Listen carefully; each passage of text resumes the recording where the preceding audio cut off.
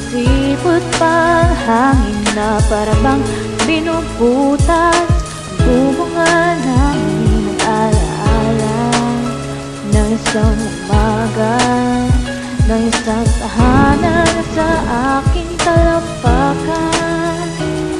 Di ako makaalis, talagang nakakainis at kailangan ko na magtiis sa bubong na manipis na nabuo sa tapal. May halo na bakal, pansaluway pantawid ko ng bigas sa butas. Paano na bukas ang kakainin? Paano bang palunas ang anak kong sakitin? Kailangan tumayot at dumiskarte kahit hanggang tuhod ang bahado sa kalye. Sige na bunso, alis na si tatay. Dito ka lang sa bahay at samahan mo si nanay. Huwag ka nang masaway sa pagdating ko maghintay. Huwag ka nang umiyak, kailangan to tayo sa lahat. Kahit medyo hirap, pipilitin maging sapat ang ating kakainin para sa ating lahat. Kahit medyo hirap, pipilitin maging sapat ang ating kakainin para sa ating lahat. Malakas na ang ulan at sumisipot pang hangin na parabang binubutas bubunga namin ng alaala ng isang umaga, ng isang tahanan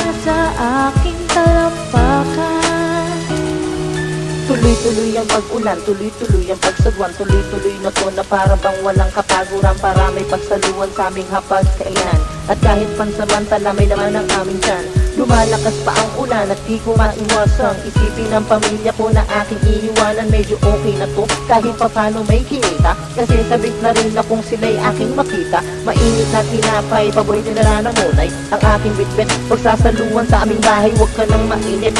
Uwi na rin si tatay, namamagang paahita, braso pati kamay. Kahit medyo hirap, pipiliting maging sapat ang ating kakainin para sa ating lahat. Kahit medyo hirap, pipiliting maging sapat ang ating kakainin para sa ating lahat. Malakas na ang ulan at sumisipot pang hangin na parabang binubutas ang bubunga namin ng alaala ng isang umaga, ng isang tahanan sa aking talampakan.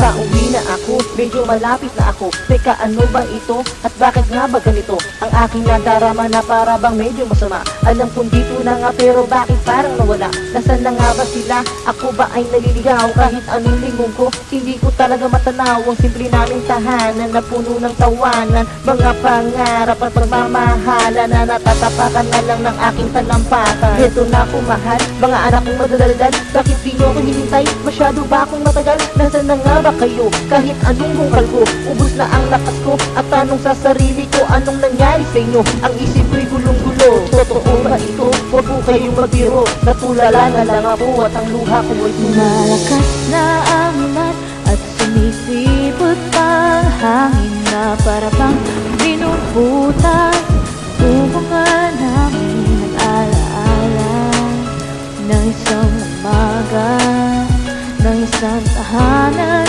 sa aking talampakan.